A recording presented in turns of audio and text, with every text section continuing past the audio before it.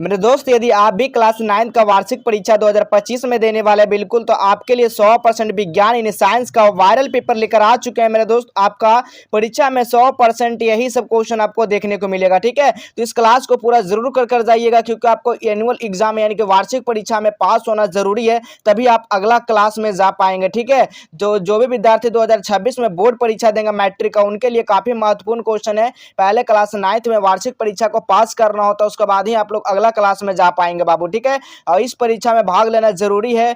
और जो भी विद्यार्थी को नहीं पता, उन सभी विद्यार्थी जो है अपने अपने दोस्तों मित्रों को बता दे, ताकि आप उनको भी हेल्प हो सके मेरे दोस्त। ठीक है, यहाँ पर आपको 80 ऑब्जेक्टिव मिलेगा, जिसमें से आपको 40 ऑब्जेक्टिव का जवाब देना होगा। ठीक है, तो इसका सारा सब्जेक्टिव और ऑब्जेक्टिव कैसे डाउनलोड करना सब कुछ बताएंगे इस वीडियो में। बस इस वीडियो को अंत तक जरूर देखना है मेरे दोस्त। ठीक है, तो चलिए हम लोग सबसे पहले हम लोग ऑब्जेक्टिव क्वेश्चन देखेंगे।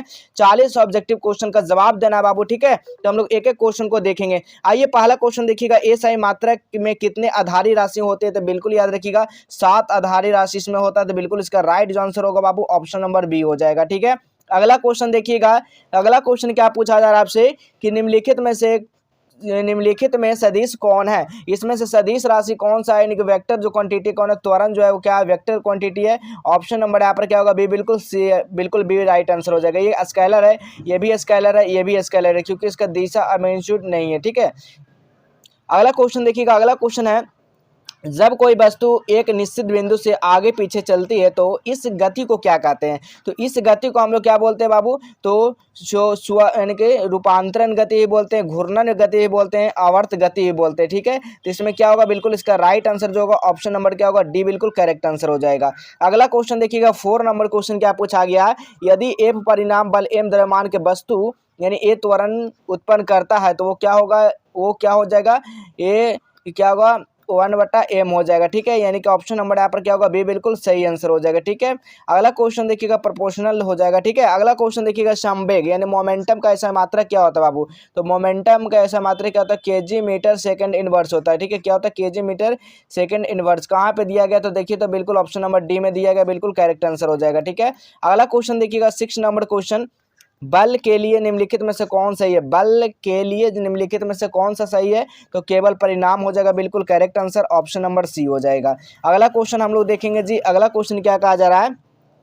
गुरुत्वाकर्षण नियतांक यानी ग्रेविटेशनल जो है ना कांस्टेंट की गति जो होती है, यानी इसका इकाई जो होती है वो क्या होती है? तो बिल्कुल याद रखिएगा, न्यूटन मीटर स्क्वायर बटा केजी स्क्वायर होता है बाबू। क्या होता है? KG square. ऑप्शन नंबर क्या होगा? डी, बिल्कुल सही आंसर हो जाएगा। अगला क्वेश्चन आप लोग देखिएगा, 8 नंबर क्वेश्चन क्या कहा जा रहा है? प्रनोद दाब तथा क्षेत्रफल के बीच निम्नलिखित में से कौन सा संबंध सही है? इसमें से आपको संबंध बताना कौन सा संबंध सही है। तो दाब बराबर यानी प्रेशर बराबर क्या होता है? प्रनोदय बटा क्षेत्रफल होता है। ऑप्शन नंबर यहाँ पर ए बिल्कुल करेक्ट आंसर होगा बाबू। अगला क्वेश्चन हम लोग देखेंगे जी। अगला क्वेश्चन है, देखिएगा, आवृत्ति का ऐसा ही मात्रक क्या होता है? यानी फ्रीक्वेंसी का जो मात्रक होता है वो हर्टेज होता है, सभी को पता होगा। ऑप्शन नंबर यहाँ पर सी बिल्कुल राइट आंसर हो जाएगा। अगला क्वेश्चन देखिएगा, 10 नंबर क्वेश्चन क्या कर रहा है? दो क्रमिक यानी कि श्रृंगों अथवा गतों के बीच की दूरी जो होती है वो कितनी होती है? तो तरंग के तरंगदैर्घ्य की होती है। बिल्कुल ऑप्शन नंबर बी बिल्कुल सही आंसर हो जाएगा। अगला क्वेश्चन हम लोग देखेंगे बाबू। अगला क्वेश्चन देखिएगा मेरे दोस्त। अगला क्वेश्चन है, किसी द्रव के आयतन मापने के लिए प्रयुक्त युक्ति क्या होता है मेरे दोस्त? तो याद रखिएगा, मापन बेलन होता है। बिल्कुल right answer option number A हो जाएगा। अगला क्वेश्चन है, देखिएगा, अगला क्वेश्चन है, किसी वस्तु के जड़त्व की माप होती है? तो बिल्कुल याद रखिएगा आप लोग, क्या होता है? द्रव्यमान द्वारा होता है। तो ऑप्शन नंबर ए बिल्कुल सही आंसर हो जाएगा। अगला क्वेश्चन है, वस्तु का घनत्व बराबर होता है मेरे दोस्त, बताइए, वस्तु का जो घनत्व बराबर होता है द्रव्यमान बटा के तो आयतन होता है। ऑप्शन नंबर यहाँ पर सी बिल्कुल सही आंसर हो जाएगा। अगला क्वेश्चन देखिएगा, ऊष्मा का ऐसा मात्रा क्या होता है बाबू? ऊष्मा का ऐसा मात्रा क्या होता है? जूल होता है, याद रखिएगा। ऑप्शन नंबर सी बिल्कुल सही आंसर हो जाएगा। ठीक है, अगला क्वेश्चन देखिएगा। अगला क्वेश्चन है, सेल्सियस थर्मामीटर का मूल अंतराल विभक्त रहता है, वो किस में रहता है बाबू? तो याद रखिएगा, आपका 100 भागों में रहता है। ऑप्शन नंबर यहाँ पर सी बिल्कुल सही आंसर हो जाएगा। अगला क्वेश्चन देखिएगा, 16 नंबर क्वेश्चन, दो यानी कि 20,000 हर्ट्ज की आवृत्ति से अधिक आवृत्ति के तरंगों को क्या कहते हैं? इसको हम लोग क्या बोलते हैं? प्रश्रव्य तरंगे बोलते हैं बाबू। ऑप्शन नंबर यहाँ पर क्या होगा? बी बिल्कुल सही आंसर हो जाएगा। अगला क्वेश्चन देखिएगा, 17 नंबर क्वेश्चन। 17 नंबर क्वेश्चन, निम्नलिखित में से किन दो राशियों का ऐसे मात्रा केजी मीटर सेकेंड होता है? तो बिल्कुल याद रखिएगा, 17 का जो राइट आंसर होगा संवेग और आवेग का होता है बाबू। ऑप्शन नंबर ए बिल्कुल सही आंसर हो जाएगा। अगला क्वेश्चन आप लोग देखेंगे, 18 नंबर क्वेश्चन क्या कहा जा रहा है?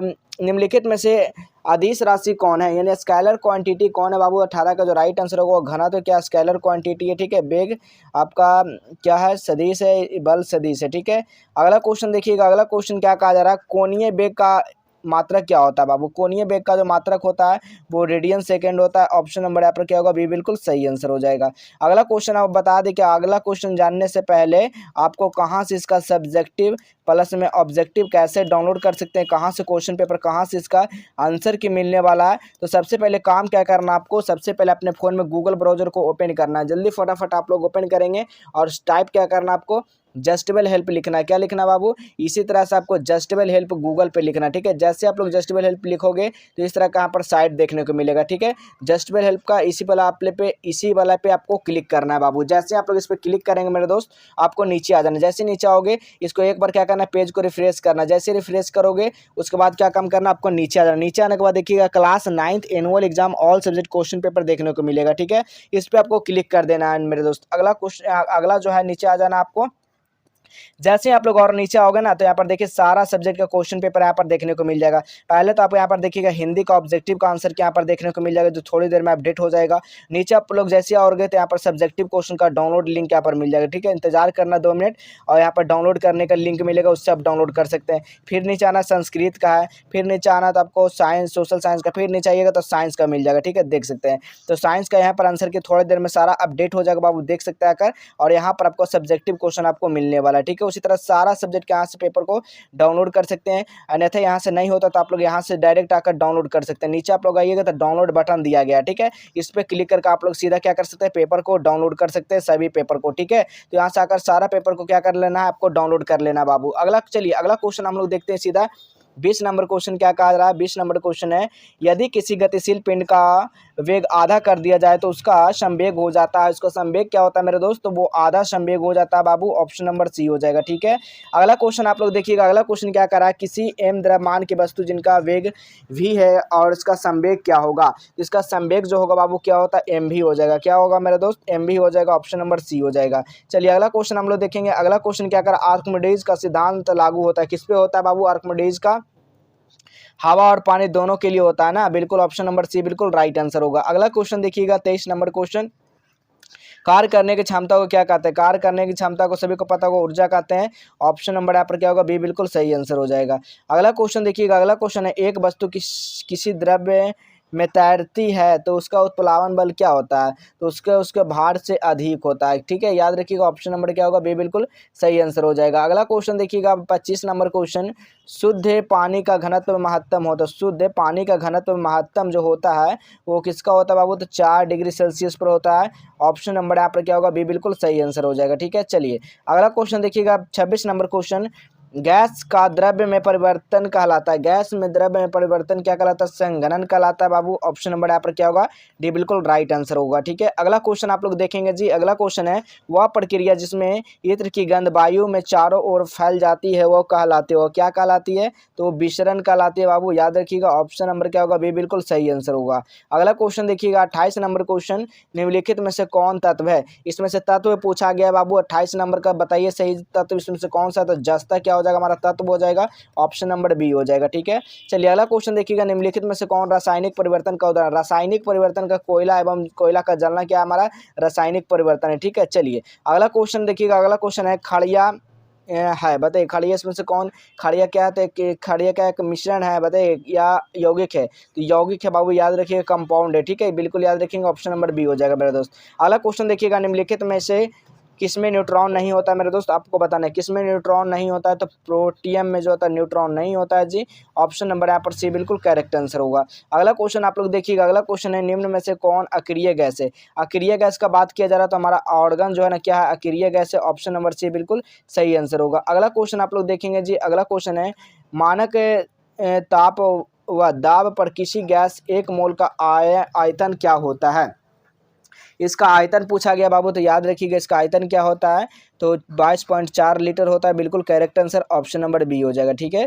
अगला क्वेश्चन देखिएगा, अगला क्वेश्चन क्या कर रहा है, बकमिस्टर फ्लोरीन का अणुसूत्र क्या होता है? बकमिस्टर फ्लोरीन का अणुसूत्र जो होता है ना, वो क्या होता है मेरे दोस्त, याद रखिएगा C6O होता है। बिल्कुल correct answer option number D हो जाएगा। अगला क्वेश्चन देखिएगा 35 नंबर क्वेश्चन क्या पूछा गया है कि तांबा का लैटिन नाम क्या होगा? तांबा का जो लैटिन नाम होता है वो क्या होता है? यानी कि क्या होता है? क्यूप्रम होता है। ठीक है, क्यूप्रम होता है बाबू, याद रखिएगा ऑप्शन नंबर डी हो जाएगा। अगला क्वेश्चन है निम्नलिखित में से कौन सा जल का सूत्र है? तो H2O सभी को पता होगा, ऑप्शन नंबर क्या होगा? बी बिल्कुल सही आंसर होगा। अगला क्वेश्चन देखिएगा निम्नलिखित में से कौन गैसों का अम्ल के लिए उत्तरदायी है? गैसों में कौन अम्ल वर्षा के लिए उत्तरदायी है? तो बिल्कुल याद रखिएगा SO2 क्या है, यानी गैसों में अम्ल के लिए उत्तरदायी है, यानी कि वर्षा के लिए उत्तरदायी है, ऑप्शन नंबर डी हो जाएगा। अगला क्वेश्चन आप लोग देखिएगा निम्नलिखित में कौन नाइट्रोजन का ऑक्साइड वायु प्रदूषक नहीं है? कौन नहीं है बाबू? तो याद रखिएगा 38 का जो राइट आंसर होगा वो क्या होगा? N2O5 है जी, ऑप्शन नंबर क्या होगा? बी बिल्कुल सही आंसर हो जाएगा। अगला क्वेश्चन आप लोग देखिएगा 39 नंबर क्वेश्चन, निम्नलिखित में से कौन बैक्टीरिया वायुमंडल नाइट्रोजन का स्थायीकरण करता है? तो 39 का जो राइट आंसर क्या होगा? यानी कि राइजोबियम बैक्टीरिया हो जाएगा, बिल्कुल ऑप्शन नंबर सी हो जाएगा। अगला क्वेश्चन आप लोग देखिएगा अम्ल का वर्षा का पीएच मान क्या होता है? सभी को पता होगा अम्ल वर्षा का पीएच मान जो होता है, अम्ल का मतलब 7 से कम और क्षारीय का मतलब क्या हो जाएगा? क्षारीय का मतलब होगा 7 से अधिक। ठीक है, याद रखिएगा। उदासीन का मान कितना होता है? 7 होता है। ठीक है, अच्छा चलिए अगला क्वेश्चन आप लोग बताइएगा। अगला क्वेश्चन है ओजोन परत व वायुमंडल निम्नलिखित में से किस भाग पर पाया जाता है? आपको बताना है किस भाग पर पाया जाता है। चलिए, तो इसका सही जो आंसर होगा क्या होगा बाबू?